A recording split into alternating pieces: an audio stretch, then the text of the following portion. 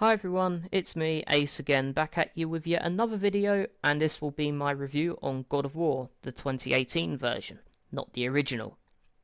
So, Kratos is back after a long hiatus, and now with an equally long beard, with his son Atreus in tow.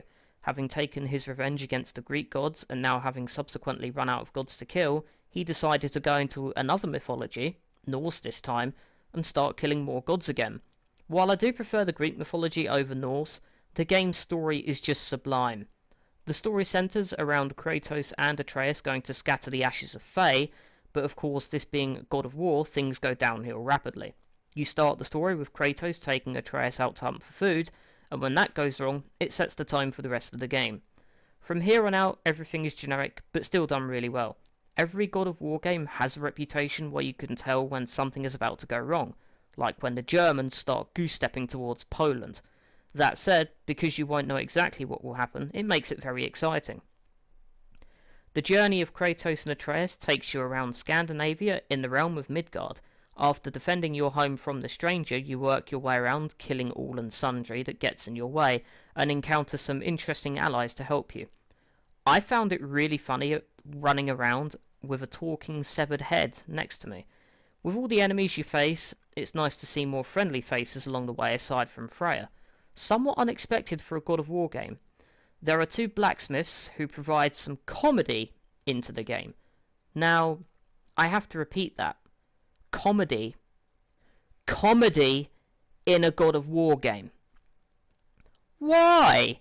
This is meant to be a serious story. Anyway, after you meet them, you learn that they have names called Brock and Sindri, and they upgrade your weapons and armor to help Kratos in his fights. After all, Kratos is a lot older now. Soon he'll be in a retirement home and trying to kill things with his crutches and a wheelchair. After you meet Brock and Sindri, you can go back to mindlessly killing shit as you should be. This is where the story picks up, and it gets a lot more interesting and a lot more fun. There is also a secret ending which is really good. I won't mention what it is because everyone will just look it up on YouTube anyway. Now, onto the story rating. I rate the story a full 10 out of 10. With the gameplay, I want to start off by saying that if you're unfamiliar with the God of War series, then this style of gameplay is somewhat different from all the other previous entries. The combat was a surprise to me at first, as I was expecting the hack and slash style, but the slower methodical combat style works just as well. To be fair, it makes sense for the combat to be slower as Kratos is a lot older and can't continuously chain 69 hits together in rapid succession anymore. Despite this, it still upholds everything else integral to the gameplay. The mindless killing of unlimited enemies is always nice, just dismembering bodies like it's going out of fashion, and of course you have the boss and mini-boss fights. Now, one thing that I didn't know what to think of at first was that there are now proper RPG elements. In the older games, you could only upgrade your weapons, but here you can get armor, and for Atreus as well. You didn't expect him to just stand around looking at all the scenery, did you? This can also be upgraded to get more defense and attack, higher damage for runic abilities, and higher stamina, which Kratos desperately needs so he doesn't have to be dependent on any spare oxygen tanks. Of course, armor isn't the only thing to be added into the gameplay. There are side quests and favors, treasure maps to find hidden loot, massive areas to explore, and a lot more stuff in the way of puzzles. With everything that gets thrown into the mix, you'd think it might hamper your progression, but it actually makes it really fun.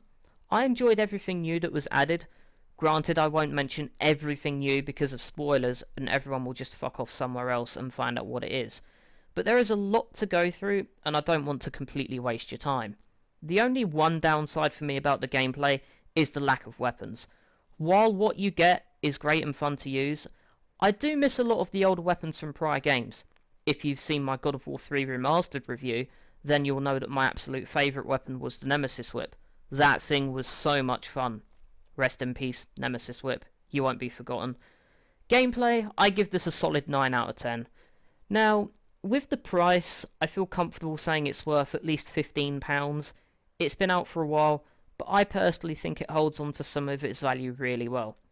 So, my overall points for this game are 19 out of 20. Well deserved for this game. Tune in next time for my review of Far Cry 5. Thanks for watching, and as always, have a great day.